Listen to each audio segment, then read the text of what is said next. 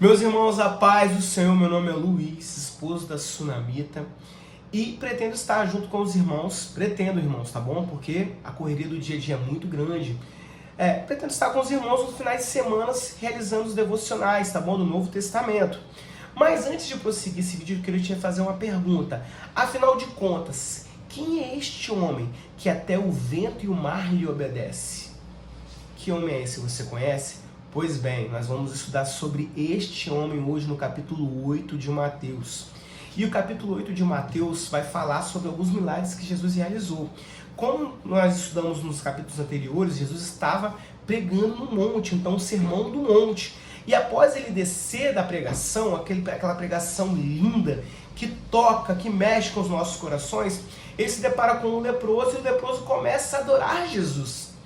Ou seja, é interessante que nos capítulos anteriores as pessoas viram a autoridade com que Jesus ensinava a doutrina e ficaram espantadas. Então essa doutrina que era pregada pelo próprio mestre com autoridade, com certeza alcançou o coração desse leproso e esse leproso adorou a Jesus.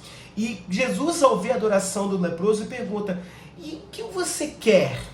E aí o leproso responde: Senhor, se quiseres, pode tornar-me limpo. Olha que lindo, irmãos. Olha a humildade do leproso e olha a fé do leproso.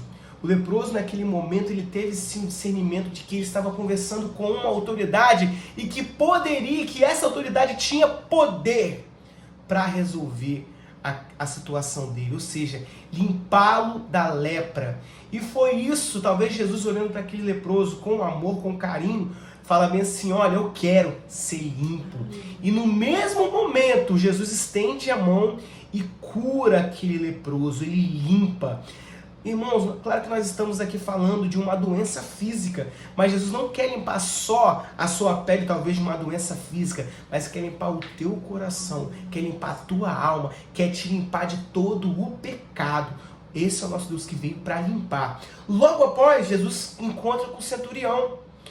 E aí o centurião, ele se depara com Jesus e ele fala assim: mestre, o meu servo, ele se machucou, tem como o Senhor curá-lo?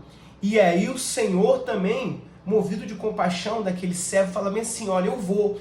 E aqui é uma das passagens mais lindas da palavra, porque o centurião fala bem assim: não, mestre, não saia daqui. Olha, nós estamos falando de autoridade hoje.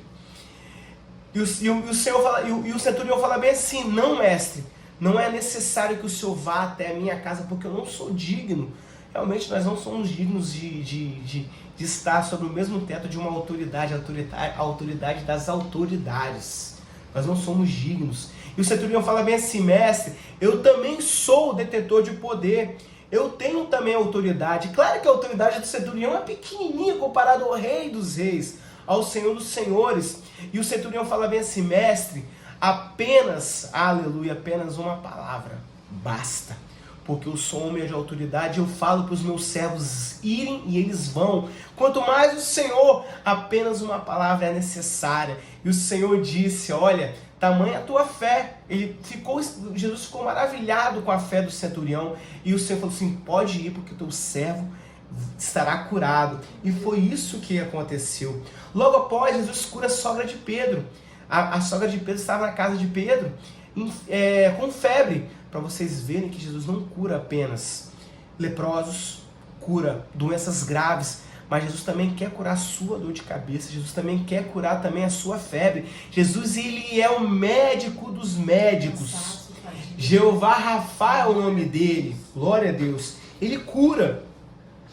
Já indo para o final, Jesus ensina como devemos segui-lo, e no finalzinho vai falar sobre a cura de um endemoniado, mas eu queria me ater com vocês nesse versículo. E foi necessário fazer toda essa descrição do capítulo 8 para chegar nesse ponto aqui, que foi o meu devocional de hoje, que é o versículo 27, que diz o seguinte: e aqueles homens se maravilharam dizendo: que homem é este que até os ventos e o mar lhe obedecem? Ou seja, Jesus estava num barco, e ele, no barco, ele ultrapassa uma tempestade. Ele passa por uma tempestade. E os discípulos se atemorizaram. E ele disse ao Senhor o seguinte: Senhor, salva-nos, porque perecemos.